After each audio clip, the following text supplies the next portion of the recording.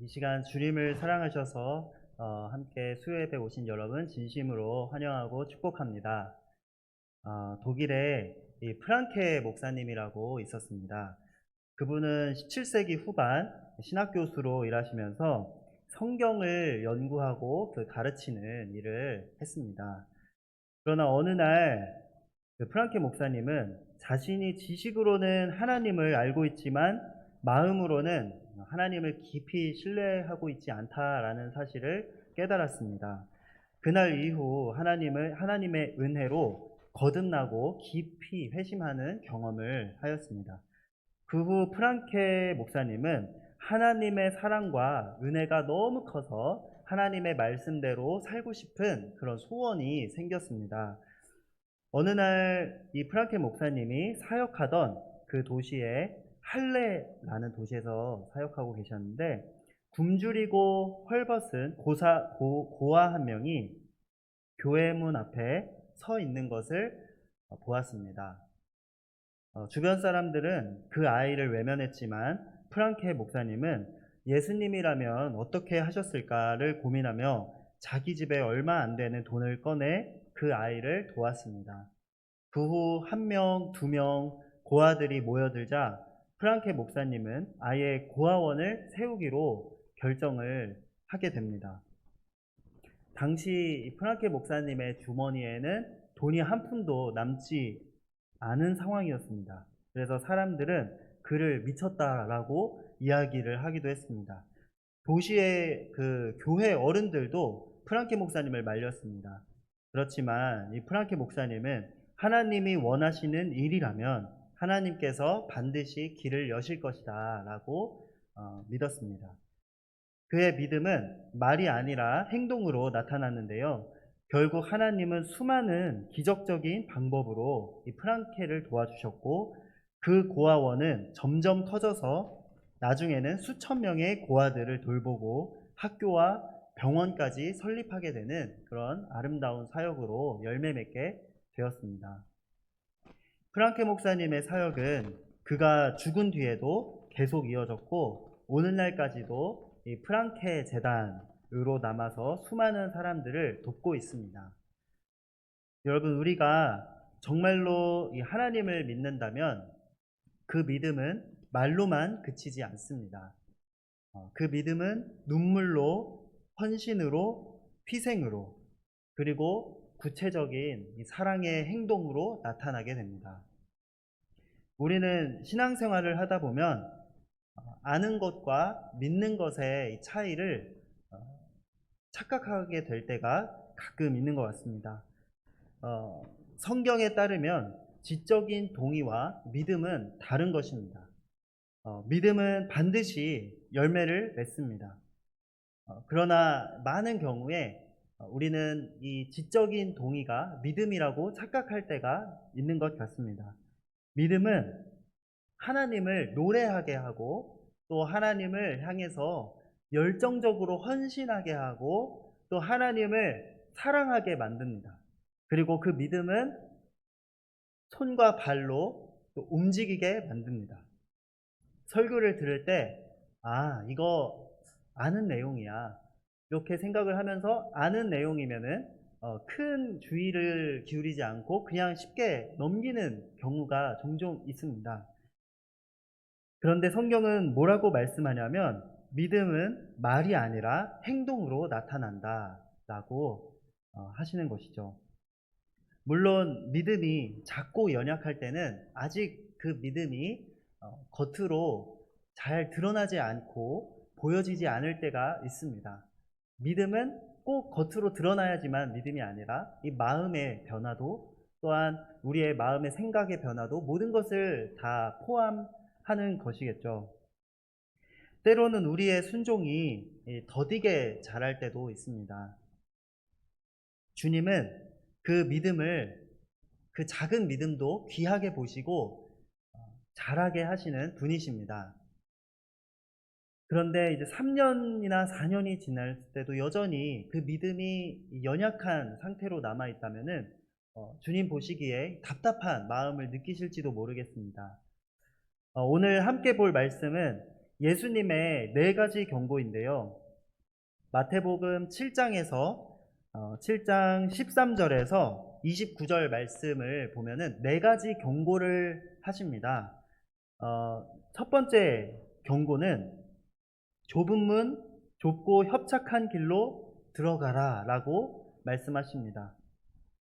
넓은 문은 편하고 좋지만 그 길은 멸망으로 가는 길이다 라는 거예요.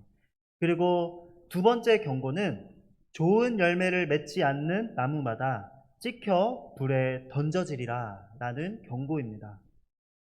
그리고 세 번째 경고는 하나님의 뜻대로 행하지 않는 사람은 하나님 나라에 들어가지 못할 것이다 라는 경고입니다.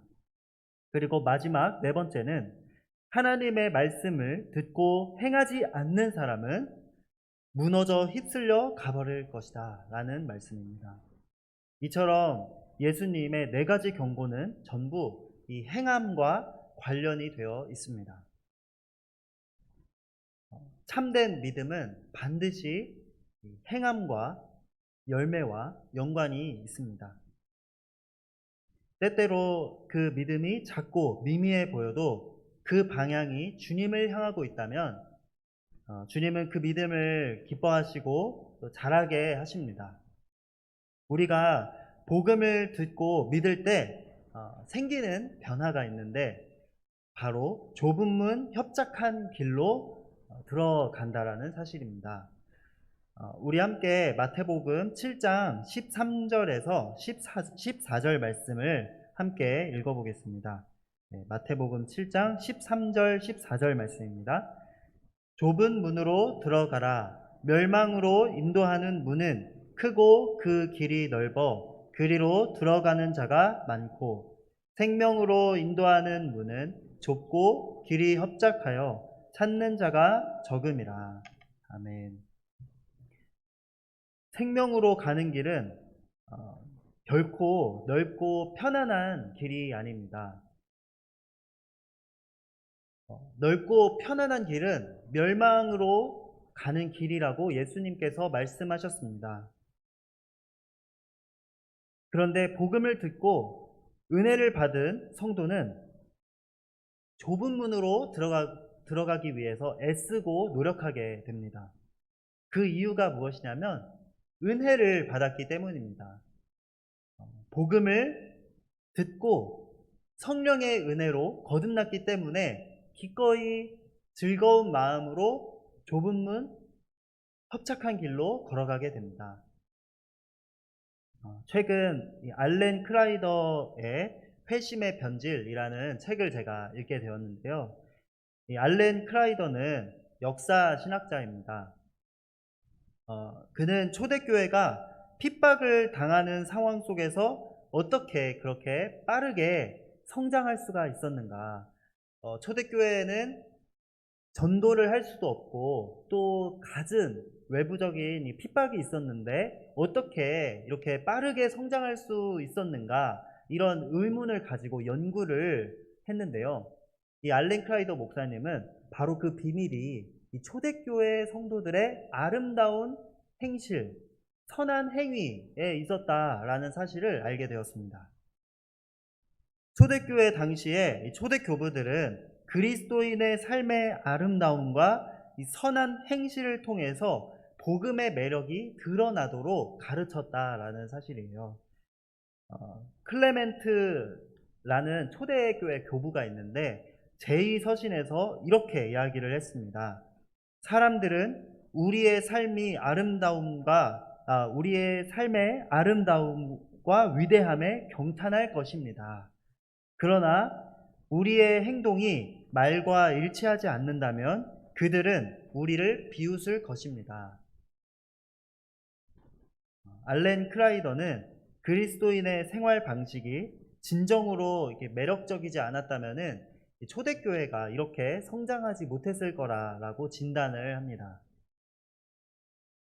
하나님의 구원의 은혜를 경험한 사람이라면 마음속에 열심과 기쁨의 순종이 생기게 됩니다. 성령의 은혜를 경험한 사람이라면 마음에 하나님을 향한 사랑과 열정이 생기게 됩니다. 그래서 기꺼이 좁은 문, 좁은 길로 들어가게 되는 것이죠. 주님이 주님의 시간에, 주님의 때에 우리 마음에 열매를 풍성하게 맺게 하시고 성령의 열매들로 가득 채워주실 것을 저는 믿습니다. 저는 하나님께서 이 길신교회를 좁은 문, 협착한 길로 걸어가는 제자들로 가득 찬 교회로 만드실 거라 그렇게 확신합니다. 하나님의 나라를 위해 열심을 품고 훈련하고 순종하는 바로 그런 제자의 모습을 주님은 원하고 계십니다. 저는 정말 예수님의 그 길을 따라가기를 원하는 마음이 있는데 저도 날마다 주님의 그 길을 따라갈 수 있도록 더 순종하기 위해 하나님께 의지하고 하나님을 기도하고 그렇게 하나님을 바라보면서 나아가려고 합니다. 멸망으로 인도하는 문은 넓고 크기 때문에 인기가 많은데요. 이 죄인의 본성대로 흘러가는 대로 살면 되기 때문에 그 길은 쉽고 참 자연스럽습니다. 그래서 많은 사람들이 그 길로 걸어가고 있습니다. 멸망으로 인도하는 문은 고민할 필요가 없는데요.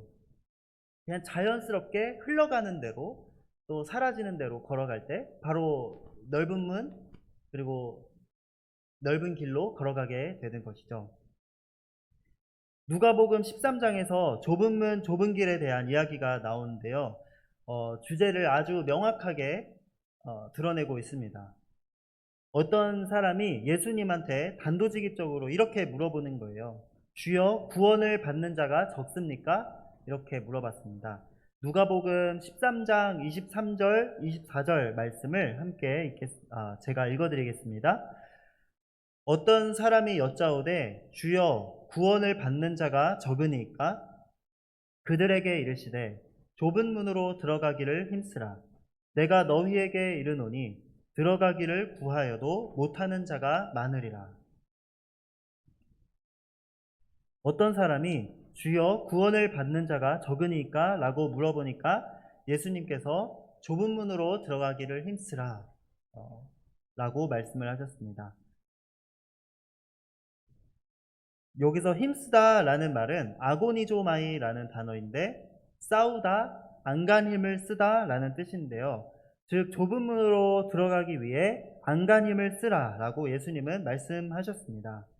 이 아고니조마이라는 단어가 또 쓰인 다른 본문이 있는데 고린도전서 9장 25절입니다. 제가 읽어드리겠습니다. 이기기를 다투는 자마다 모든 일에 절제하나니 그들은 썩을 승리자의 관을 얻고자 하되 우리는 썩지 아니할 것을 얻고자 하노라. 아멘. 이 구절에서 이기기를 다투다 라는 동사가 또 아고니조마이라는 단어를 쓰고 있습니다. 이 단어는 운동선수들한테 사용하는 그런 단어입니다.